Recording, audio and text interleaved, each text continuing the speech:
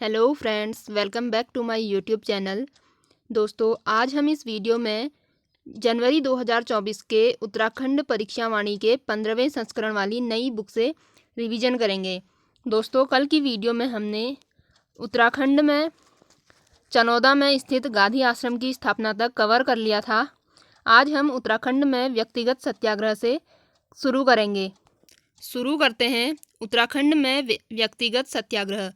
1940 के अगस्त यानी 8 अगस्त 1940 के अगस्त प्रस्ताव के विरोध में गांधी जी द्वारा 17 अक्टूबर 1940 को महाराष्ट्र के पवनार आश्रम से व्यक्तिगत सत्याग्रह की औपचारिक शुरुआत की गई। ज्ञातव्य है कि आचार्य विनोबा भावे पहले सत्याग्रही, जवाहरलाल नेहरू दूसरे सत्याग्रही तथा ब्रह्मदत्त तीसरे सत्याग्रही थे। उत्तराखंड भी व्यक्तिगत सत्याग्रह आंदोलन से अछूता नहीं रहा। जगमोहन सिंह नेगी राज्य के प्रथम सत्याग्रही से थे। भागीरथी देवी स्वयं को व्यक्तिगत सत्याग्रही घोषित करने वाली राज्य की पहली महिला थी। ध्यातव्य है कि दुर्गादत्त जोशी कुमाऊं क्षेत्र के पहले व्यक्तिगत सत्याग्रही थे। उन्होंने टाडा उज्जैन, जो कि काशीपुर में है, टाडा उज्जैन में 1941 में व्यक्तिगत सत्याग्रह में भाग लिया, जिसके दंड स्वरूप उन पर एसडीएम काशीपुर द्वारा 1 वर्ष की सजा और 25 रुपये का जुर्माना लगाया गया। ब्रिटिश गढ़वाल में व्यक्तिगत सत्याग्रह हेतु सम्मेलन कोटद्वार के डाडा मंडी में हुआ। ज्ञातव्य है कि कुमाऊं में व्यक्तिगत सत्याग्रह के नायक का दर्जा प्रताप सिंह नेगी को दिया गया है। अनुसुईया प्रसाद बहुगुणा चमोली में व्यक्तिगत सत्याग्रह के संचालक थे। भारत छोड़ो आंदोलन। अगस्त 1942 में उत्तराखंड में भी जगह जगह पर प्रदर्शन व हड़तालें हुई। 18 अगस्त 1942 को देघाट अल्मोड़ा में पुलिस ने आंदोलनकारियों पर गोलियां चलाई, जिसमें हीरामणि एवं हरिकृष्ण शहीद हो गए। अल्मोड़ा के धामदेव सालम में 25 अगस्त 1942 को सेना व जनता के बीच पत्थर व गोलियों का युद्ध हुआ। इस संघर्ष में 2 प्रमुख नेता टीका सिंह व नरसिंह धानक शहीद हुए थे। ध्यातव्य है कि सालम क्रांति की मूक सहयोगी जानकी बिष्ट को कहा जाता है। इसका कारण इनके द्वारा अपने घर में सभाओं का आयोजन करना था। सालम की भांति सल्ट में भी 5 सितंबर सन 1942 को खुमाण नामक स्थान पर, जो कि सल्ट कांग्रेस का मुख्यालय था, ब्रिटिश सेना ने जनता पर गोलियां चलाई और गंगाराम तथा खीमादेव नामक 2 सगे भाई शहीद हो गए। गोलियों में बुरी तरह घायल चूड़ामणि और बहादुर सिंह कुछ दिन बाद शहीद हुए थे। ज्ञातव्य है कि सल्ट खुमाण गोलीकांड रानीखेत के एसडीएम जॉनसन के आदेश पर हुआ था। स्वाधीनता आंदोलन में सल्ट क्षेत्र की भूमिका के लिए इसे महात्मा गांधी ने कुमाऊं का बारदोली की पदवी से विभूषित किया था। आज भी खुमाण में प्रत्येक वर्ष 5 सितंबर को शहीद स्मृति दिवस मनाया जाता है। भारत छोड़ो आंदोलन के दौरान नैनीताल व चमोली में डाक बंगले और कई सरकारी इमारतें जलाई गई। गढ़वाल के आंदोलन से ब्रिटिश सरकार सत्ते में आ गई थी। स्वतंत्रता आंदोलन के दौरान सिलांगी, जो कि गढ़वाल में है, में सदानंद कुकरेती ने राष्ट्रीय विद्यालय देवकीनंदन पांडे एवं भागीरथ पांडे ने ताड़ीखेत में प्रेम विद्यालय की स्थापना की थी। महिलाओं की भूमिका। स्वतंत्रता आंदोलन के दौरान उत्तराखंड की महिलाएं भी सक्रिय रूप से जुड़ी थी। इस दौरान कुंती वर्मा, पद्मा जोशी, कुंता देवी रावत, दुर्गावती पंत, भागीरथी देवी वर्मा, तुलसी देवी रावत, भिवेडी देवी, भक्ति देवी, भागुली देवी, जानकी देवी, मंगला देवी, रेवती देवी और शकुंतला देवी आदि महिलाएं विशेष रूप से सक्रिय रही। नमक सत्याग्रह के दौरान नैनीताल में विमला, जानकी, भागीरथी, शकुंतला, सावित्री तथा पद्मा जोशी आदि महिलाएं विशेष रूप से सक्रिय रही। नमक सत्याग्रह के समय ही अल्मोड़ा के नगरपालिका भवन पर विष्णी देवी शाह के नेतृत्व में कुंती वर्मा, जीवंती, मंगला व रेवती आदि महिलाओं ने तिरंगा फहराया था। स्वतंत्रता आंदोलन में महिलाओं के बढ़ते योगदान को दबाने के लिए फरवरी 1932 में राज्य की 8 महिलाओं को फतेहगढ़ जेल तथा पद्मा जोशी को लखनऊ जेल में भेजा गया और कुंती वर्मा को जिंदा या मुर्दा पकड़ने का आदेश जारी किया गया था। भारत छोड़ो आंदोलन के दौरान मालती देवी के नेतृत्व में देश सेवक संगठन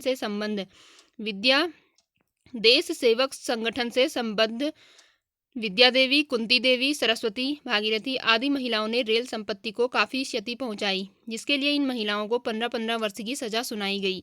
1941 में गांधी जी ने अपनी विदेशी शिष्या सरला बहन, जो कि इंग्लैंड मूल की थी और जिनका मूल नाम कैथरीन हेलीमन था, को अल्मोड़ा भेजा। उन्होंने कौसानी में लक्ष्मी आश्रम की स्थापना की। इस आश्रम ने कताई बुनाई के साथ ही महिलाओं को स्वतंत्रता आंदोलन के लिए भी तैयार करने का कार्य किया। ध्यातव्य है कि भारत छोड़ो आंदोलन के दौरान सरला बहन को प्रशासन द्वारा अल्मोड़ा की सर्वाधिक खतरनाक व्यक्ति की संज्ञा दी गई थी। सरला बहन की सहयोगी रही तुलसी देवी ने महिलाओं को संदेश देते हुए कहा कि रो नहीं, आगे बढ़ो। यदि शिक्षित नहीं हो तो अपने हाथों व दिमाग का उपयोग करो। हारो नहीं, भगवान ने तुम्हें शक्ति दी है, उसको बढ़ाओ और अपने पैरों पर खड़ी हो जाओ। पिथौरागढ़ की तुलसी देवी ने सरला बहन की प्रेरणा से कताई बुनाई केंद्र व ऊन गृह उद्योग समिति के माध्यम से निराश्रित महिलाओं को आत्मनिर्भर बनाने का कार्य किया। वह कहती थी कि रो नहीं, आगे बढ़ो। लक्ष्मी आश्रम से जुड़ी दो सगी बहनें कमला और बसंती ने सर्वोदय के प्रचार प्रसार में अहम भूमिका निभाई थी। गांधी जी की एक दूसरी विदेशी शिष्या मीरा बहन ने ऋषिकेश में पशुलोक की स्थापना की और महिला जागृति में अपना अमूल्य योगदान दिया था। पत्र पत्रिकाओं का योगदान। स्वतंत्रता आंदोलन के दौरान उत्तराखंड से निकलने वाली पत्र पत्रिकाओं ने जन जागरूकता फैलाने तथा आंदोलन को व्यापक बनाने में महत्वपूर्ण भूमिका निभाई। ध्यातव्य है कि समय विनोद उत्तराखंड का प्रथम समाचार पत्र था। इसका प्रकाशन जयदत्त जोशी द्वारा नैनीताल से 1868 से 1878 के मध्य हुआ था। अल्मोड़ा के डिबेटिंग क्लब द्वारा बुद्धि बल्लभ पंत के संपादकत्व में 1871 से अल्मोड़ा अखबार साप्ताहिक का प्रकाशन शुरू हुआ था। इस अखबार ने राज्य में चल रहे जन आंदोलन तथा स्वतंत्रता आंदोलन को नई दिशा दी। 1918 के होली के अंक में संपादक बद्रीदत्त पांडे ने गजल के माध्यम से तत्कालीन कमिश्नर पर प्रहार किया, जिससे इस अखबार पर जुर्माना लगा दिया गया और यह बंद हो गया। ज्ञातव्य है कि अल्मोड़ा अखबार को उत्तराखंड में पत्रकारिता की प्रथम ईंट कहा गया है।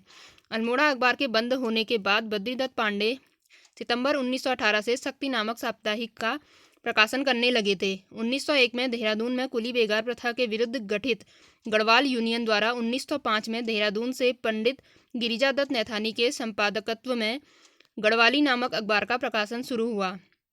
अखबार के राष्ट्रवादी तेवर के कारण टिहरी रियासत ने कई बार इसे बंद करने का प्रयास किया, लेकिन बंद नहीं हुआ। मोहन जोशी के संपादकत्व में स्वाधीन प्रजा समाचार पत्र की शुरुआत फरवरी 1930 में हुई। सन 1939 में लैंसडाउन से भक्त दर्शन और भैरव दत्त के संपादकत्व में प्रकाशित कर्मभूमि तथा 1941 में देहरादून से प्रकाशित होने वाली मासिक पत्रिका युगवाणी ने भी स्वतंत्रता आंदोलन को गति प्रदान की। आज़ाद हिंद फौज में योगदान। आज़ाद हिंद फौज के कुल सैनिकों में लगभग 12%, लगभग 2500 सैनिक अकेले उत्तराखंड के थे। बुद्धिशरण रावत नेताजी के निजी सहायक तथा पितृशरण रतूड़ी कर्नल थे। सूबेदार लेफ्टिनेंट चंद्र सिंह नेगी को सिंगापुर स्थित ऑफिसर्स ट्रेनिंग स्कूल का कमांडर नियुक्त किया गया था, जबकि मेजर देव सिंह दानू नेताजी के अंगरक्षक बटालियन गढ़वाली बटालियन के कमांडर थे। ज्ञान सिंह बिष्ट व महेंद्र सिंह जैसे वीर युद्ध में शहीद हो गए थे। अन्य जन आंदोलन। कुली बेगार आंदोलन। अंग्रेजी शासनकाल में अंग्रेज अधिकारियों के कहीं आने जाने के समय उनके सामान को गांव वालों को ढोना पड़ता था। एक गांव वालों को उस सामान को दूसरे गांव तक पहुंचाना पड़ता था। इस प्रकार रास्ते में पड़ने वाले सभी गांवों से यह बेगार ली जाती थी। इसके लिए गांव के मुखिया के पास एक बेगार रजिस्टर होता था। उत्तराखंड की जनता इस कार्य को सम्मान के विरुद्ध मानते हुए 1921 से काफ़ी पूर्व से इस कुप्रथा के विरुद्ध आंदोलन कर रही थी। यह आंदोलन सर्वप्रथम खवियाड़ी गांव अल्मोड़ा से शुरू हुआ था। 13-14 जनवरी 1921 को बागेश्वर में सरयू के किनारे उत्तरायणी मेले में बद्रीदत्त पांडे, हरगोविंद पंत, चिरंजी लाल के नेतृत्व में लगभग 40,000 आंदोलनकारियों ने बेगार न देने का संकल्प लिया और बेगार रजिस्टर को सरयू में नदी में बहा दिया। यहीं से इस कुप्रथा का अंत हो गया। फिर है टिहरी राज्य आंदोलन। प्रजातंत्रात्मक शासन की मांग को लेकर टिहरी रियासत में 20वीं शताब्दी के तीसरे दशक से जन आंदोलन होने लगे थे। 1939 में श्रीदेव सुमन, दौलत राम, नागेंद्र सकलानी, वीरचंद्र सिंह गढ़वाली के प्रयासों से प्रजामंडल की स्थापना हुई, जिससे जन जागृति में वृद्धि और आंदोलन का विस्तार हुआ। देव सुमन इस जन आंदोलन का नेतृत्व करने लगे। सुमन को गिरफ्तार कर जेल में डाल दिया गया। मई 1944 में वे अनिश्चितकालीन भूख हड़ताल पर बैठ गए और 25 जुलाई 1944 को 84 दिन की भूख हड़ताल के बाद उनकी मृत्यु हो गई। फिर है श्रीदेव सुमन की मृत्यु के बाद आंदोलन की बागडोर दौलत राम, मोलू राम नौटियाल तथा नागेंद्र सकलानी ने संभाला। भारत के स्वतंत्र होते ही टिहरी के सकलाना में राज्य के खिलाफ विद्रोह फूट पड़ा। जनवरी 1948 के कीर्तिनगर आंदोलन से राज सत्ता हिल गई। इस आंदोलन में मोलू राम भरदारी और नागेंद्र सकलानी शहीद हो गए।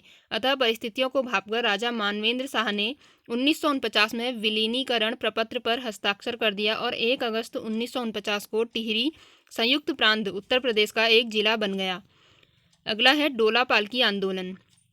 सामाजिक व्यवस्था के खिलाफ शिल्पकारों दलितों के इस आंदोलन का उद्देश्य सवर्ण दुल्हों के समान स्थिति को प्राप्त करना था। इस आंदोलन से पूर्व राज्य में शिल्पकारों दलितों को शादी या अन्य अवसरों पर डोला पालकी में बैठने का हक नहीं था। यह व्यवस्था केवल उच्च वर्ण के लोगों के लिए ही था। दलित वर्ग का दूल्हा या दुल्हन पैदल ही जाते थे। इस व्यवस्था के खिलाफ जयानंद भारती के नेतृत्व में 1930 के आसपास चले आंदोलन के बाद शिल्पकारों दलितों को यह अधिकार मिल गया। ध्यातव्य है कि 1911 में हरि प्रसाद ने यहाँ के दलितों के लिए शिल्पकार शब्द प्रयुक्त किया था। फिर है सड़क आंदोलन। 1940 के लगभग गढ़वाल की जनता ने सड़क के लिए व्यापक आंदोलन किया। इसका उद्देश्य गरुड़ से कर्णप्रयाग तथा लैंसडाउन से पौड़ी तक शहर का निर्माण कराना था।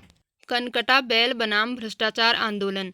अल्मोड़ा के बड़ियार रैत लमगड़ा गांव में एक बैल के दोनों कान पर फुल्ली लगाकर ऋण लिया गया। बाद में बैल के दोनों कान काटकर उसे 2 बार मरा घोषित कर बीमा की धनराशि भी हड़प ली गई। उत्तराखंड संघर्ष वाहिनी ने ऐसे भ्रष्टाचार के खिलाफ आवाज उठाई और भ्रष्टाचार के प्रतीक के रूप में उस कनकटे बैल को अल्मोड़ा नैनीताल सहित उत्तरांचल के कई जनपदों में घुमाया गया।